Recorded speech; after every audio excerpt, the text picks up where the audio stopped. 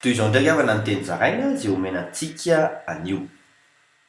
Miomana amin'ny fihavian'i Kristy.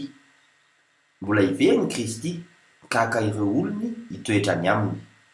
Araka voasoratra amin'ny filazantsara ny Jaona 4:4 amin'ny anaran'i Jesosy hoe: "Ary raha andeha hanamboatra fitoerana ho anareo aho, dia ho avy indray ka handray anareo ho any amiko. Ka izay hitoerako, nitoeranareo koa." Mialoha izany nefa dia mila manomana ny lalana ianao.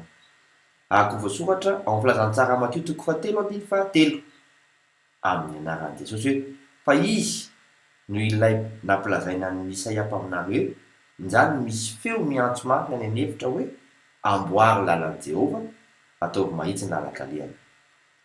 Iaino ilay fitiavany ianao.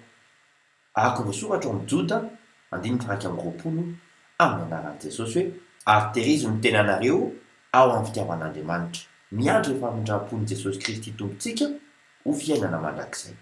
Ankafizy isan'andro izany hoe pon'ny lanitra dieny etỳ an-tany e. Mahireza vavaka isika Kristy eo. Tsy ampaky ahy ianao ary efa mitsinjo ny ho aviko mandrakizay. Amen. Mandra-pioana tompoko.